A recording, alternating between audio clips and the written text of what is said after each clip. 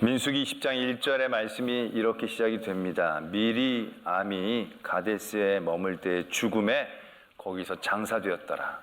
미리암은 모세의 누나였고 미리암의 죽음은 이제 한 세대가 저물고 있음을 의미하는 것입니다. 이제 가나안 땅을 앞두고 새롭게 세워진 세대가 이제 그 땅을 향하여 나가기 직전이라는 의미를 갖고 있습니다. 그런데 이 민수기 20장에서 출애굽기 17장에 일어났던 사건이 데칼코마니처럼 일어나고 있습니다. 40년 전에 일어났던 그 사건이 그대로 다시 재현되고 있는 겁니다. 가데스 광야에 들어갔더니 물이 없었습니다. 그래서 백성들이 또 불평하고 원망하기 시작합니다. 모세와 아론에게 대들기 시작합니다. 왜 우리를 그냥 광야에서 죽게 내버려 두지 여기까지 이끌고 왔느냐. 애굽 땅 좋았대던데 왜 거기서 우리를 억지로 끌고 나와서 이렇게 파종도 할 수 없고 무화과도 없고 이런 데서 우리를 죽게 하려 하느냐. 그들이 그러한 반감을 그대로 모세와 아론에게 표하게 됩니다. 40년 전의 일과 똑같았지만 세대가 완전히 달라졌거든요. 그때는 신광야에서 이 모세와 아론과 함께 대들었던 백성들이 큰 나이 차이가 나지 않았을 것입니다. 근데 지금은요, 그 회중들 가운데 나이가 제일 많은 사람이 60 정도 됐을 것입니다. 대부분의 사람들은 다 하나님이 부르시고 20살 미만에 있는 사람들이 40년 지났으니까 60살밖에 안 된 거예요. 그런데 모세는 120살이에요. 120살. 반토막도 안 되는 새파란 사람들이 이게 또 그런 식으로 되더니 이 모세의 마음이 전과는 달랐을 것이다 생각이 됩니다. 그러나 모세와 아론은 또 하나님 앞에 엎드립니다. 그랬더니 하나님이 모세에게 이렇게 말씀하십니다. 지팡이를 가지고 내 형 아론과 함께 회중을 모으고 그들의 목전에서 너희는 반석에게 명하여 물을 내라 하라. 내가 그 반석이 물이 내게 하여 회중과 그들의 짐승이 마시게 할지니라. 하나님 또 친절하게 그에게 그 해답을 가르쳐 주시지요. 모세가 말씀에 순종함으로 지팡이를 잡고 아론과 함께 회중을 모읍니다. 그리고 나서 어떻게 했느냐 하면 그 회중을 향해 이렇게 얘기합니다. 반역한 너희들 들으라. 우리가 너희를 위하여 이 반석에서 물을 내랴 하고 모세가 그의 손을 들어 지팡이로 반석을 2번 치니 물이 많이 솟아나므로 회중과 그들의 짐승이 마시니라. 이래서 이 사건은 일단락 되는 것처럼 보여집니다. 백성들은 물을 충분히 마시고 아마 만족함으로 돌아갔을 것입니다. 그러나 우리가 알다시피 이 사건은 굉장히 치명적인 결과를 만들어냅니다. 어떤 치명적인 결과냐? 모세가 이 일 때문에 가나안 땅에 들어가지 못하게 되는 겁니다. 물론 가나안 땅에 들어가지 못한다고 하나님의 나라에 들어가지 못하는 걸 의미하는 건 아닙니다. 그래도 모세가 얼마나 애를 썼습니까? 얼마나 희생하고 헌신했습니까? 하나님이 다 없고 너를 통해서 새로운 민족을 이룬다라고 하실 때도 몇 번을 말려가지고 정말 그 민족을 끌고 왔던 사람이고 나중에도 보면 가나안 땅 들어가지 말라고 했을 때 모세가 웬만하면 그런 사람이 아닌데 한 번만 들어가게 하시면 안 되겠냐고 그 정도로 가나안 땅에 들어가고 싶은 갈망이 강했던 모세입니다. 그에게 가나안 땅에 들어가지 못하게 한다는 건 정말 치명적인 결과이다라는 얘기죠. 우리는 이 대목에서 왜 모세가 뭘 그렇게 잘못했을까라는 것을 살펴봐야 한다는 거죠. 우리가 잘 알다시피 하나님은 바위를 명하여 물을 내라 했는데 모세는 바위를 쳤다라는 것입니다. 감정이 실렸다라는 얘기죠. 말만 해도 되는데 쳤다. 근데 우리 솔직히 좀 이해가 되잖아요. 그럴 만했겠다 생각이 되잖아요. 왜냐하면 이건 40년 전 그 사건하고 다르거든요. 그때 그 회중은 하나님을 경험한 지 1년도 채 안 됐을 때예요. 그런 사람들이 그런 결핍이 있으니까 계신가 안 계신가 뭐 의심하면서 원망하고 또 대드는 건 이해가 돼요. 근데 이 세대는 다른 세대예요. 이 세대는 이미 하나님을 몰랐던 시간보다 하나님을 알고 지냈던 시간이 훨씬 길었던 세대인 거예요. 이 사람들은 애굽에 있었던 기억보다 광야에 있던 시간들이 더 길었던 세대예요. 이 세대는 누구보다도 하나님을 경험했고 하나님과 동행했고 하나님을 아는 게 당연하다라고 생각할 만한 그런 세대예요. 근데 그럼에도 불구하고 이들에게도 똑같이 물이 없으니까 40년 전에 그 회중들과 똑같이 반응하고 있다는 얘기죠. 아마 그들의 그런 반응과 모습에 아마 이 모세는 트라우마가 있었을 거예요. 그런 가운데 하나님께서 물을 내라고 하시니까 모세가 명에서 낼 것도 낼 것이지만 감정이 안 실기가 쉽지 않은 상황이잖아요. 너희들 어떻게 지금 난 다 된 줄 알았는데 너희들이 어떻게 여기서 이렇게 할 수가 있느냐? 아, 정말 너무 답답한 심정이지 않겠나는 얘기죠. 또 그 40년 전에 그 사건에는 하나님이 바위를 치라라고 말씀하신 거거든요. 그러니까 그런 경험이 있는 거예요. 그러니까 명한 거랑 친 거랑 뭐 그렇게 큰 차이가 전에도 시키셨던 거니까 뭐 치는 게 그렇게 큰 죄가 될까? 그렇게 생각할 만하잖아요. 나만 그렇게 생각해요. 그래. 나는 그래서 너무 모세가 안타까운 거예요. 그렇게 고생한 모세가 이 한 번의 실수 아닌 실수 때문에 가나안 땅에 못 들어간다. 이게 너무 가혹한 처사가 아닐까라는 생각을 해보게 된다는 얘기죠. 그런데 이게 모세 쪽에서 이해하면 이런데요. 하나님이 그 모세에게 가나안 땅에 들어가지 못하는 이유를 말씀하시는 걸 보면 얘기가 좀 달라져요. 이게 한 번 실수해가지고 못 들어가게 하신 게 아니라는 얘기예요. 하나님이 이유를 뭐라고 얘기하십니까? 너희가 나를 믿지 아니하고 나의 거룩함을 자손의 목전에서 나타내지 않았다. 두 가지 죄목을 얘기하시는 거예요. 이런 죄목이면 이게 가나안 땅이 아니라 하나님의 나라에도 못 갈 수 있을 만한 큰 죄가 되는 거예요. 그렇다면 모세가 어떤 부분에서 이러한 죄가 나타나는가라는 걸 살펴봐야 하는 것이죠. 아니, 명하라는 걸 친 게 이게 불신일까요? 하나님을 믿지 않은 모습일까요?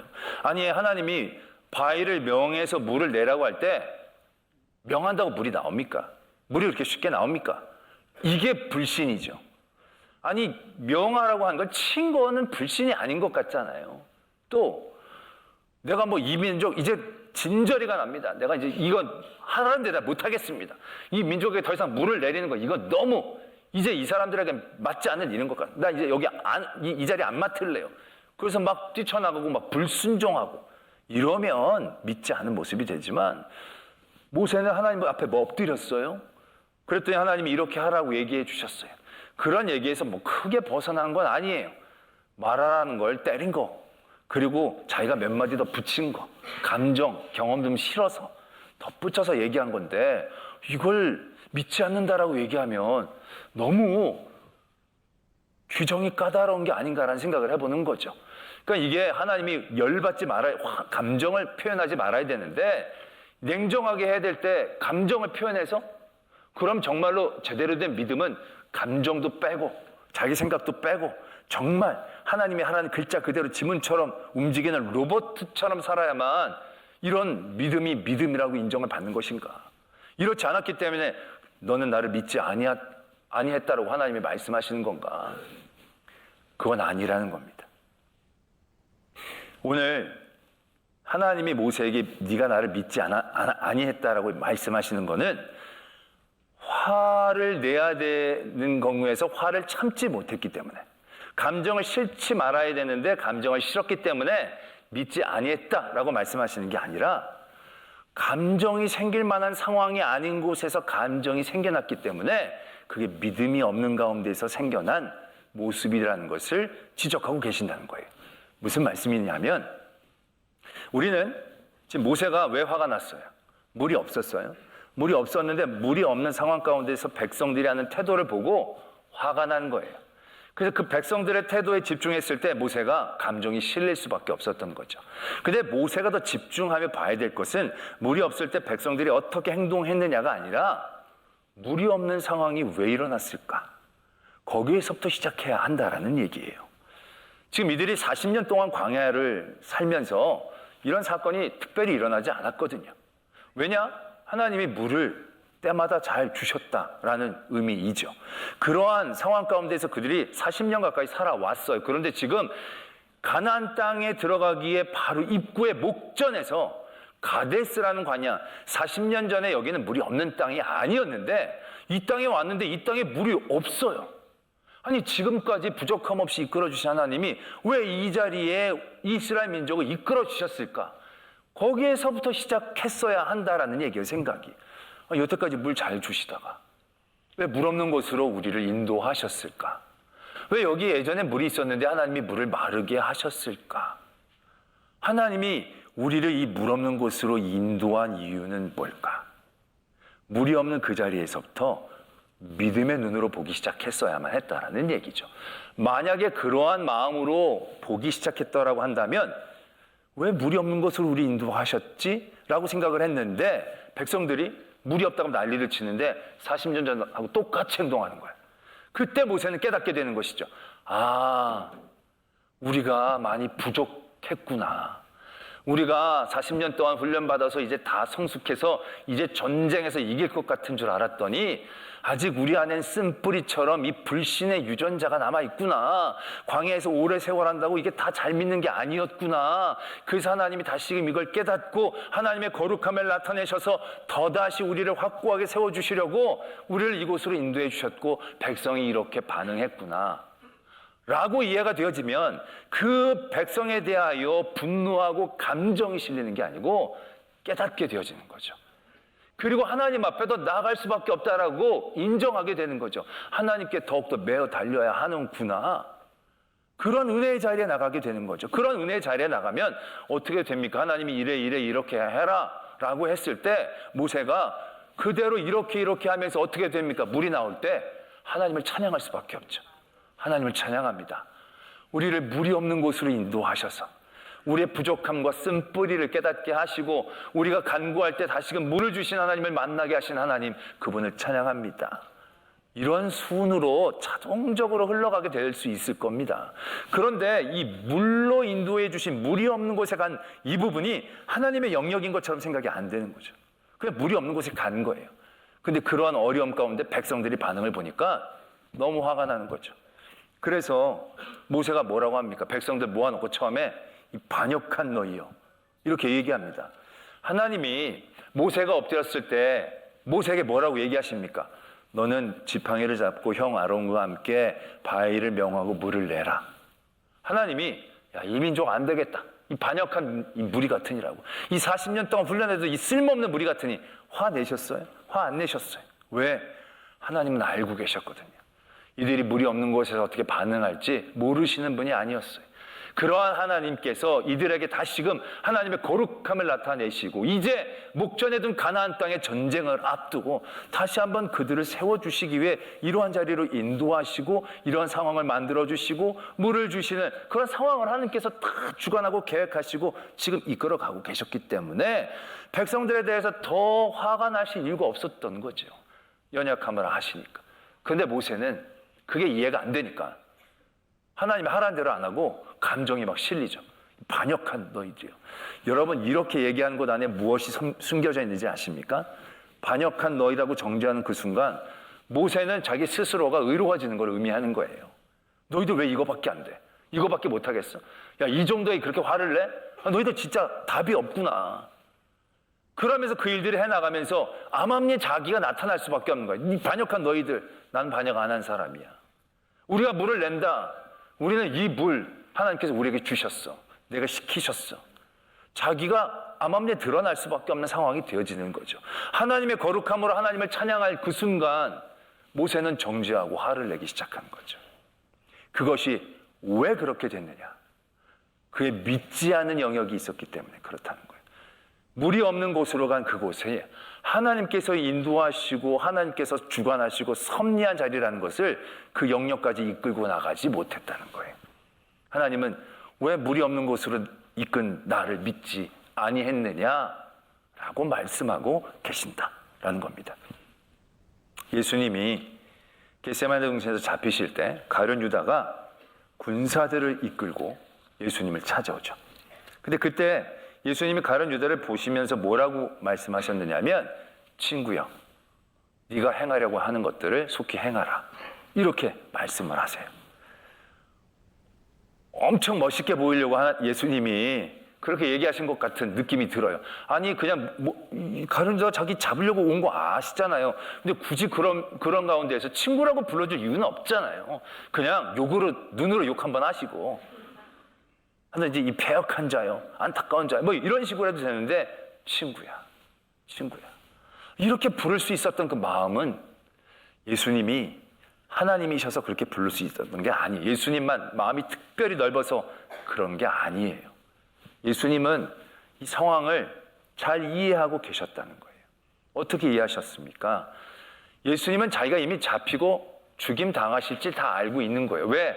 이건 계획이에요. 하나님의 뜻이에요. 이것조차 하나님께서 다 주관하고 계시는 가운데 있는 거예요. 그 가운데 마귀의 유혹 가운데 쓰임받는 가룟 유다가 안타까울 뿐인 거죠. 그 애가 화가 나는 게 아니라 나는 네가 안 팔아도 누구에겐가 팔리고 배신당하고 모함당하고 잡히고 죽일 텐데 그게 너가 되는 게 너무 안타깝다. 예수님의 마음은 그렇게 이해가 되는 거예요. 마태복음 26장 24절에 예수님이 최후의 만찬을 하시면서 제자들에게 이렇게 얘기하시는 거예요. 너희들 중에 누가 나를 팔 것이다 그랬더니 제자들이 나는 아니지요 나는 아니지요 막 이런 가운데 예수님이 24절에 이렇게 말씀을 주세요. 인자는 자기에 대하여 기록된 대로 가거니와 인자를 파는 그 사람에게는 화가 있으리로다. 그 사람은 차라리 태어나지 아니하였더라면 제게 좋을 뻔하였느니라. 예수님은 그 모든 사단의 공격, 모함, 이 모든 것이 하나님의 계획과 섭리 가운데 이루어지고 있다는 것을 믿었기 때문에 그 안에서 자신을 배반한 가룟 유다에 대한 마음이 분노나 미움이 아니라 안타까움이 될 수 있었다는 것을 우리들에게 분명히 말씀하고 계신다라는 것입니다. 우리는 출애굽 과정 가운데 광야의 시간들을 통해서 어떠한 유혹과 어떠한 시험들, 어떠한 부족한 부분들을 보이는가를 우리가 찾아보고 있습니다. 그런 모습을 통해서 지금 이 시대 믿음의 경주를 달려가는 우리들에게 다가오는 많은 유혹과 부족함을 발견하고 있다는 거죠.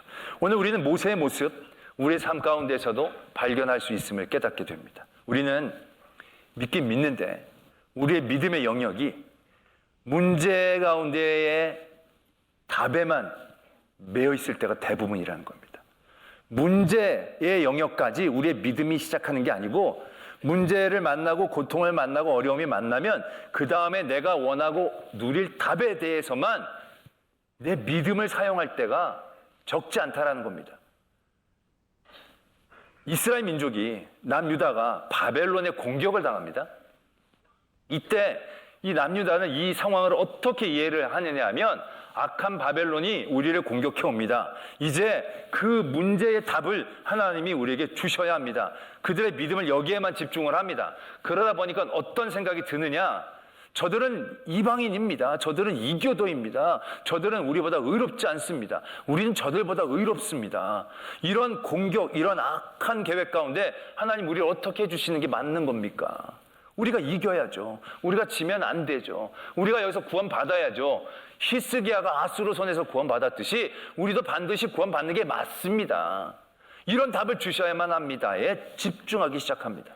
근데 여러분, 하나님의 능력이 그런 모든 문제 가운데에서 답을 주는 그 영역 안에 한정되어 있는 겁니까? 아니에요.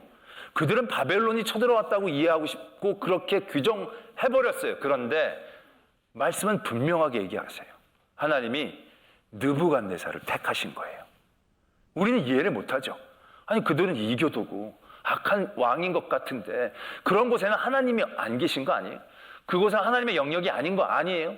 그러다 보니까 그런 악과 그런 공격들, 그런 문제들 가운데 우리는 좋은 답만을 원하게 되어지는 그런 모습들을 만들어내게 되어진다는 거죠. 그런데 하나님 분명히 얘기하십니다. 내가 느부갓네살을 택했고 내가 고레스를 택했고 하나님의 도구로 사용되어지는 거예요. 그곳에서부터 하나님의 영역이 있음을 발견해야 돼요. 그렇게 되면 답에 대하여 굉장히 무수히 많은 하나님의 은혜를 기대하고 바라고 견딜 수가 있는 거예요. 하나님이 예레미야를 통해서 눈에 얘기하시잖아요. 너희들 항복해. 그냥 포로로 끌려가. 근데 그게 받아들여지지를 않는 거예요. 어떻게 우리가 저런 이교도한테, 어떻게 우리가 저런 사람들한테, 내가 더 의로운데 저 사람보다는, 근데 지금 내가 저 사람보다 더 의롭고 덜 의로운 문제가 아니잖아요. 그들이 하나님 앞에 저지른 많은 죄악 때문에 하나님이 이제 새로운 방법으로 그들을 새롭게 하시기 위해 느부갓네살을 사용하셔서 그들을 공격하시고 그들의 나라를 무너뜨리시고 그들을 다 포로로 끌고 가서 그곳에서 하나님의 새로운 역사를 일으키시려는 하나님의 계획과 섭리가 그 문제에서부터 늘 같이 있게 되어지잖아요. 그런데 이 문제를 하나님의 영역으로 인정을 안 하니까 우리가 멸망하면 하나님 영광 가리는 거 아니냐고, 우리가 멸망하면 하나님 영광 가리면 하나님 일도 끝나는 거라고, 거기서 어떻게 더 믿음이 자랄 수 있겠냐고, 우리가 생각하는 생각은 그 정도밖에 생각을 못 해내는 거예요. 그렇게 갇혀버리는 거예요. 그렇게 될 때 얼마나 그들이 또 하나님 앞에 배역하고 그 은혜를 온전히 누리지 못하는 자리에서 발버둥 치게 되는 겁니까? 아니죠. 그 문제에서부터 하나님의 영역이 시작되는 걸 믿어야 합니다. 모든 고난과 모든 악함과 모든 문제들, 그것은 사단이 일으키는 것들이 대부분일 것입니다.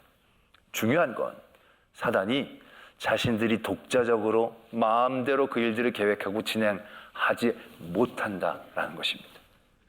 욥이 다 빼앗기고 병들고 완전히 무너졌잖아요. 사단이 그 모든 것들을 다 빼앗아 갔잖아요. 근데 우리가 분명히 기억해야 할 것이 무엇입니까? 사단들이 마음대로 날뛰지 못한다는 거예요. 하나님이 사단에게 제한을 주십니다. 이건 안 돼. 여기까지야. 여기까지만 해. 그러면서 하나님은 늘 욥과 함께 하시고 욥의 믿음을 신뢰하시고 그를 격려하셨다는 거죠. 사단이 날뛰는 곳, 우리는 하나님이 계시지 않은 곳처럼 생각하게 된다는 거예요. 사단이 날뛰는 곳에서 나는 하나님이 버림받았구나 라고 생각을 하는 거예요. 그러면서 내 답의 자리에서만 하나님이 역사하시고 운행하실 것처럼 생각하며 거기에서만 천정근거할 때가 많이 있다는 거예요. 그러면 하나님의 부유하심의 해결책들에 대하여 마음이 열리질 않는 거예요. 왜 이 백성들은 계속 이런 데서 불만나고 불평만 하느냐는 거예요. 답답해 미치는 거예요. 아니죠. 그게 아니죠. 그들이 40년 동안 광야에서 하나님의 임재를 늘 경험했지만 그게 일상이 되어져 버린 거죠. 그러다 보니까 하나님의 분명한 함께 하심에 대해서 감각이 떨어진 거예요. 계신가 안 계신가. 하나님은 이 사건을 통해서 물 없는 곳으로 그들을 인도하시며 다시금 그들의 감각을 새롭게 하시는 거죠. 하나님이 함께 하시는구나. 하나님이 우리와 동행하시는구나. 하나님의 거룩하심을 하나님은 스스로 나타내 보이시는 거예요. 부족한 우리들에게. 그 문제에서부터 하나님은 다 계획이 있었고 하나님의 역사가 있었다는 얘기죠. 그게 이해가 되면 이게 잘 되는 거죠. 여러분들의 믿음의 모습들을 한번 되돌아보십시오. 여러분들이 모세와 같은 생각, 그런 자리에 선 적이 없습니까? 우리는 세상에서 살면 세상의 법칙과 세상의 룰로 내가 고통당하고 어려움을 당하는 것 같은 자리를 만나게 됩니다. 아이들이 공부를 하는데 이 세상의 시스템에서 뒤로 밀리고 억울함을 당하고, 그럼 우리는 이 시스템을 하나님의 영역 안에서 생각하지를 않아요. 이건 세상의 영역인 거예요. 그런 다음에 우리는 그렇게 어려운 아이가 시험을 잘 보게 되는 이 답에만 하나님의 믿음을 붙잡고 나가는 거죠. 아니라는 거예요. 이런 시스템, 세상적인 법칙이 있는 것 같지만 세상 마음대로 하는 것이 아님을 인정해야 되는 거예요. 그 자리에서 점점 밀려나가는 아이, 왜 우리 아이가 밀려나야 됩니까? 쟤네들보다 앞서야 되지 않습니까? 라고 생각하지만 우리는 더 큰 하나님의 믿음의 눈으로 그것을 바라봐야 한다는 거예요. 아, 성적이, 세상의 순위와 등급이 다가 아님을 우리 자녀를 통해서 나타내 주시려고 하시나 보다. 왜 그런 믿음까지를 나가지를 못하냐는 거예요. 거기에도 분명히 하나님의 뜻과 계획으로, 왜 우리 애는 맨날, 그러니까 세상의 방법과 세상의 룰을 또 우리가 따라가고 끌려가게 되잖아요. 그게 다가 아닌데 물이 없는 곳에 물만 먹는 게 중요합니까? 아니잖아요. 물이 없는 곳에 보내주신 하나님의 뜻, 그 계획, 하나님의 임재, 거기에서부터 우리의 믿음의 영역이 시작된다라고 한다면 우린 그 다음에 백성들을 향한 반응들 바라보고 그 반응들에 대한 나의 태도들, 그런 모든 일들을 하나님의 온전한 은혜를 누릴 수 있는 자리로 이끌어갈 수 있다는 겁니다. 근데 우리는 문제의 자리엔 믿음을 사용하지 않아요. 답의 자리에만 믿음을 사용해요. 그러다 보니까 이 모세와 같은 실수를 저지르게 될 때가 너무 많이 있다라는 거죠. 오늘 우리 삶의 자리에서 오늘 하나님께서 모세에게 해주신 이 말씀을 들어야 합니다. 왜 믿지 않느냐? 왜 사람들 앞에서 내 거룩함을 나타내지 않느냐? 우리가 하나님을 믿지 않는 영역들, 그곳에 우리의 믿음을 집어넣어야 합니다. 여기는 하나님의 뜻을 하는 데가 아니고요, 하나님의 법칙을 하는 데가 아니고요, 하나님의 방법을 하는 데가 아니요라고 생각하는 그곳이 믿음의 시작이어야 합니다. 이곳에서도 하나님이 함께 하시는 거예요. 사단이 나를 빼앗고 있는 과정 가운데서도 하나님이 함께 하시는 곳이야. 하나님이 주관하시는 곳이야. 이러한 인정과 고백이 있을 때 우리는 하나님의 계획을 온전히, 때로는 포로에 끌려간다 할지라도 그곳에서 역사하시고 주관하시는 하나님의 은혜를 바라보고 누릴 수 있는 그러한 성도가 될 줄을 믿습니다.